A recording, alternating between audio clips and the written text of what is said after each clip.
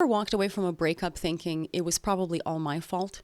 You replay the relationship in your head on an ongoing loop. Every conversation you had, every mistake you make, every moment you wish you'd said or done something differently.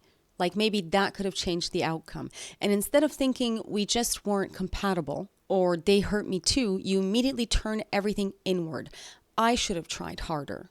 I overreacted. Maybe I'm just bad at relationships. If that sounds familiar, I want you to know you're in good company. Some of us were taught to carry the blame from a very early age, even when it wasn't ours to carry. And today we're going to talk about what it means when your default setting is to blame yourself, where that comes from, and how to finally start putting that weight down. Hi, I'm Madalena, and this is You Reclaimed. Around here, we talk about how our childhood trauma, emotional dysregulation, and emotional chaos in general, especially when it comes to our early relationship patterns, to the way we grew up, how that shapes the way we love, the way we show up in relationships, and the way we tend to blame ourselves when things go wrong. If you've ever carried the entire weight of a breakup on your own shoulders, even when it doesn't make logical sense to do that, even when you know that the relationship clearly involved two people, and you know it, then this episode is for you. Because blaming yourself can start to feel so normal that it can even start to feel true after a while. You almost forget that another person was even involved. But that doesn't mean it's true. Stick around to the end of this video because we're going to walk through a few questions that can help you start separating what was actually yours to carry from what was never supposed to be yours at all. Wait, did you subscribe yet? I have a lot more to share and I'd love to have you here for it. It really helps my channel grow and I appreciate it so much. So why do you take all the blame? Your attachment style starts very early in life. When you were a kid, you had no power over your environment. You couldn't very well control what your parents or your caregivers did, how they treated you, how they reacted to you, or how they showed up for you emotionally. What you could do with the limited capacity of a child's mind was try to figure out how to stay emotionally connected to them. Because that connection, it was everything. Your safety literally depended on it. And so you did the best thing that you could do, even if that meant bending yourself in ways that ended up hurting you. So if your caregivers or your parents were emotionally unstable, if they neglected you in some way, or if they were inconsistent in the way they cared for you, you most likely developed what we now know to be anxious attachment style. And if you're anxiously attached, you basically monitor your environment constantly. You scan for signs that something might be wrong. You do this because you're trying to catch subtle shifts in tone or expression before they explode or they grow into something bigger. You learned this when you were a child, but because you were a child, you didn't have the tools to interpret your parents' or your caregiver's behavior accurately. You couldn't step back and say, oh, this is about them. So instead, your child's mind did what it could. It tried to explain things in the only way that did make sense at the time. This is probably happening because of me. Not because you were actually guilty of anything, but because that belief, it felt safer than realizing that you had no control at all over your environment or over what happened to you. But the blame had to go somewhere. And in your child's logic, you placed it where it felt most logical, on yourself. This is where magical thinking comes in. And magical thinking is basically what children do when the world feels out of control. They try to create meaning and logic where there is none. And they do this to feel a little bit less helpless and a little bit more in control. So when something painful happened, say your parents shut down, or they lashed out at you, or they took another drink before getting behind the wheel with you in the car, your nervous system reached for any kind of logic it could hold on to. If I were better, this wouldn't be happening. If I could just figure out what to do differently, maybe this bad stuff that's happening could stop.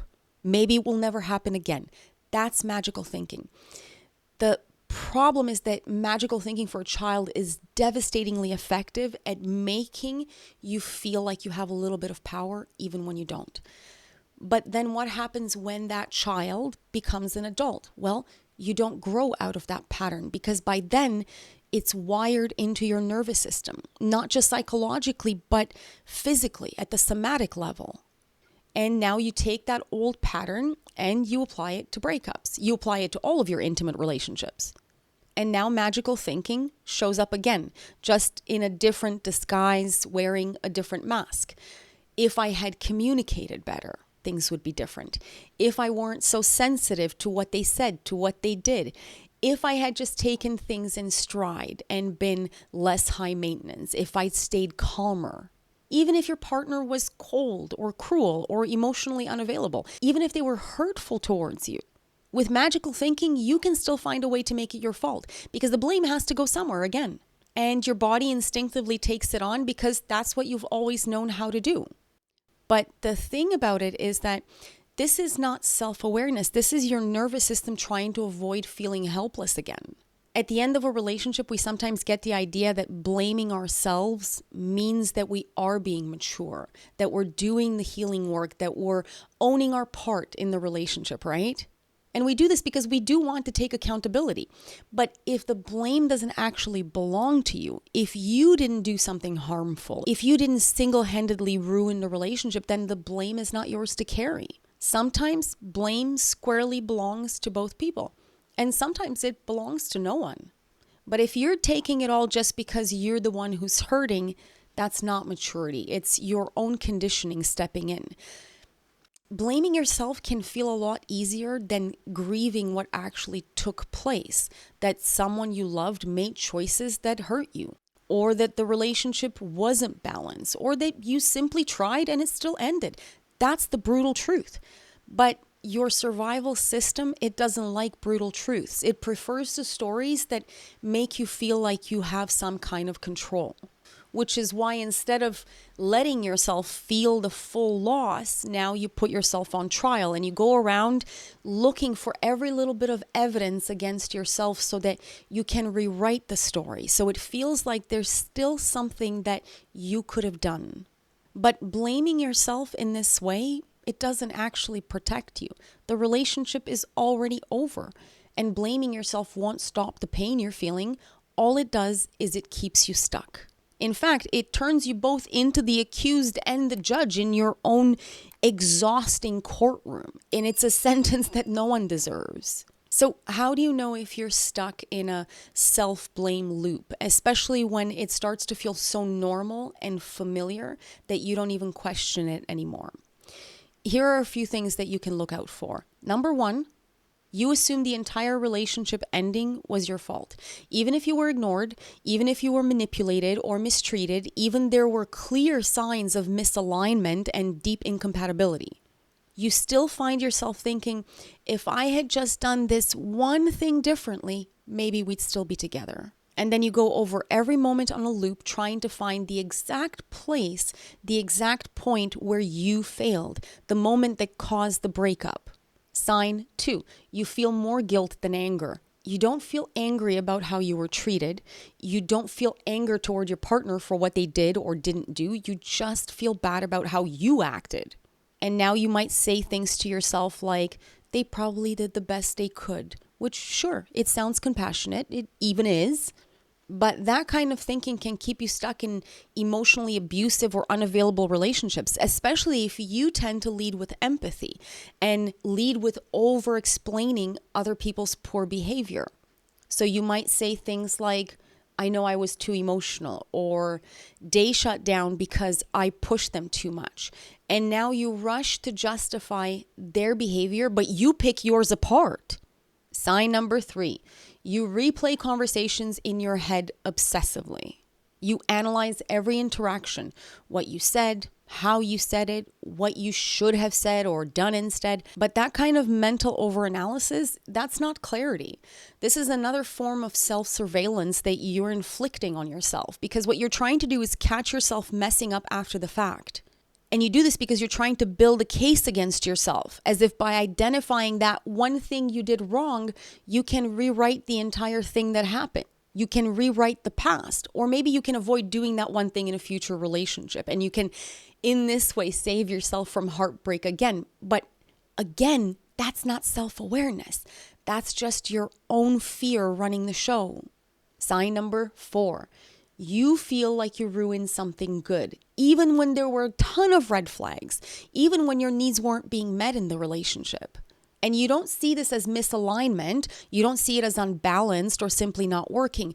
No, because your focus is on how you failed to keep it alive. So now you might say things to yourself like, they were distant, but I should have been more patient.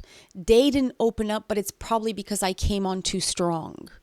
The lens always turns back to you. You're always the one at fault. Sign number 5. You keep asking yourself, what's wrong with me? And this question becomes your emotional home. You can live in it for weeks, for months, sometimes even years. You can get trapped there after a breakup.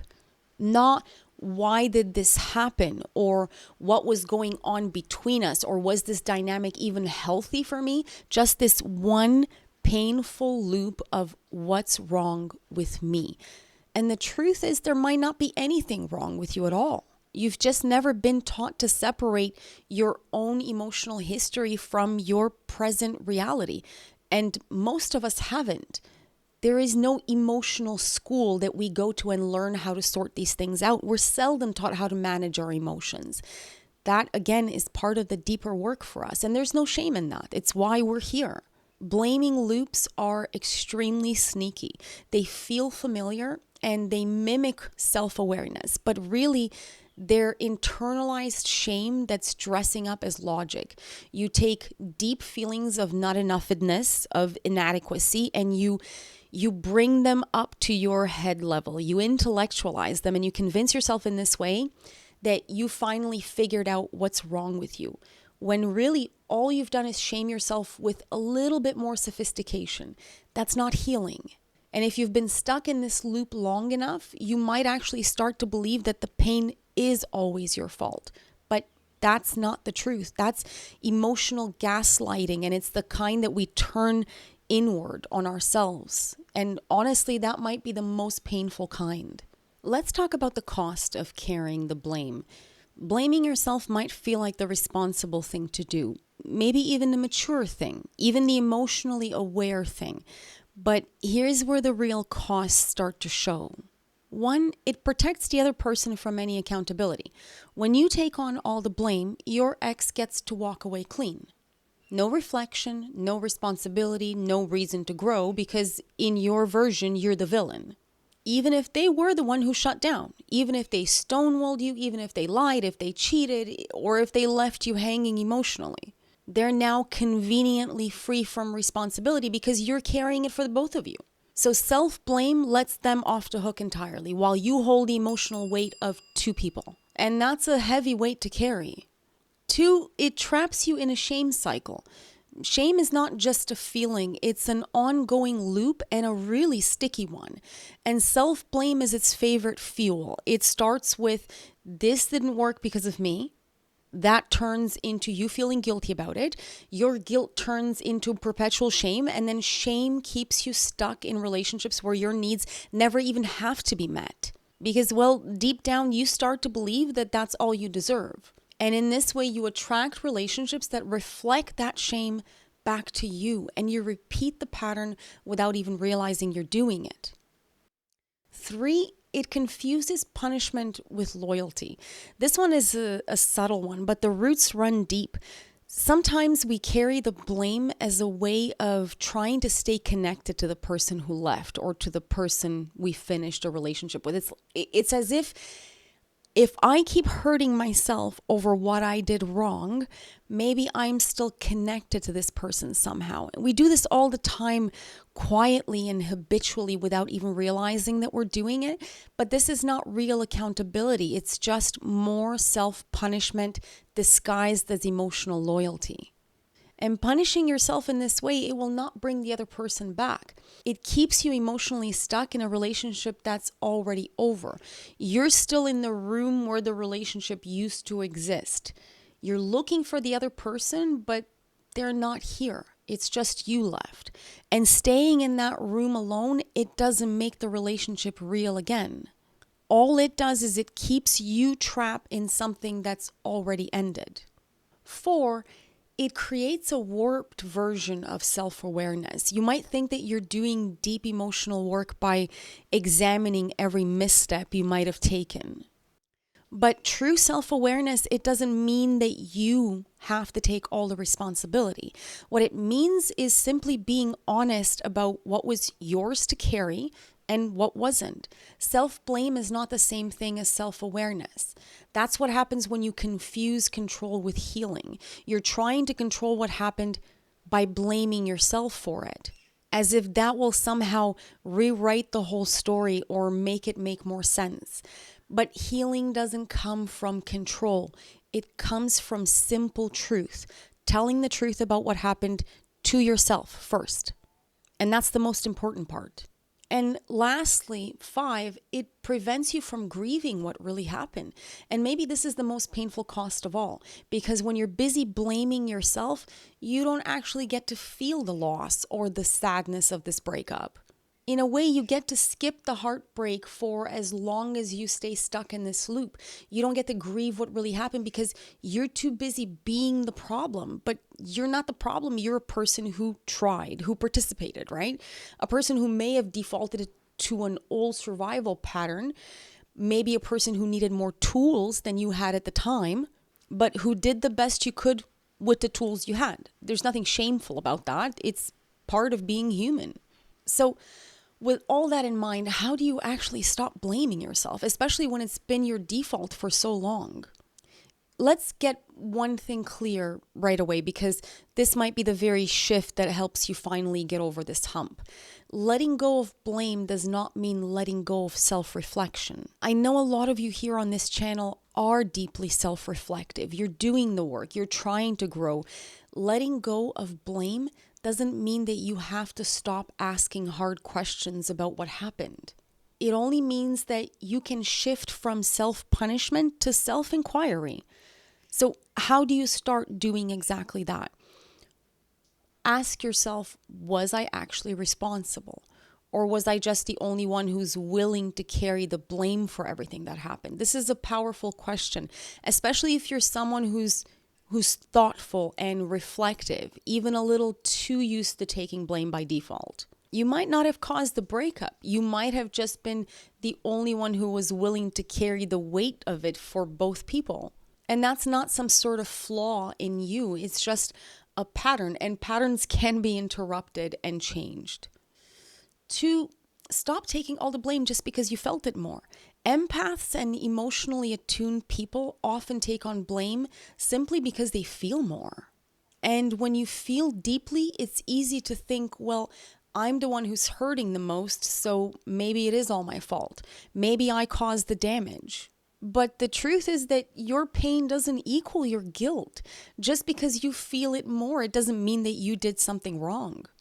Sometimes the person who carries the most emotional weight was not the one who caused the rupture at all. And look at the shared dynamic, not just your part in it. Instead of asking yourself, what did I do wrong? Try asking yourself, what was happening between the two of us? What kind of dynamic were we stuck in together?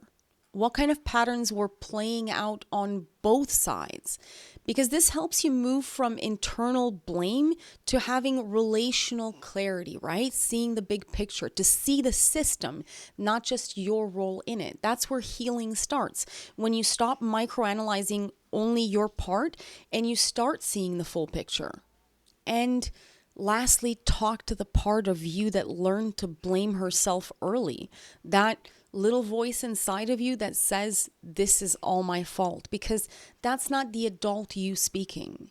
That's a younger version of you, the version of you who believed, if I take the blame, maybe I can still be loved. If I blame myself, maybe I get to keep the peace. Maybe I won't be abandoned. Talk to that part of you with gentleness. In fact, talk to it with the same kindness that you've offered to everyone else, your ex, your friends, even people who hurt you. Because that voice deserves your patience most of all. And let her know she doesn't have to protect you in this way anymore, because you're not the problem you thought you were. Healing happens in these quiet internal moments when you stop trying to prove that you deserve love. And you remember that you already do intrinsically. No matter what happened, no matter how it ended, you deserve love. You deserve care and decency from others and from yourself. If your instinct is to blame yourself when things fall apart, I want you to know this: you are not the villain in all of your stories. You're simply the one who thought, if I just hold on to the blame, maybe I can hold a relationship together. And that's not selfish. There's nothing broken about you.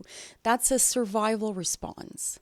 It's love filtered through your own old fear and old pattern. But now you don't have to carry all of that anymore. You get to look at what was yours and only yours and just put the rest down. You get to walk away from it so that you can walk forward toward peace. If this sounds familiar to you, let me know in the comments. Tell me how this pattern has shown up in your own life. And how are you letting it go? What are you doing to help yourself? And if you haven't subscribed yet, consider it. I'd love for you to stick around because we're going to keep talking about these patterns so we can build real relationships that feel grounded and mutual and real. See you in the next one.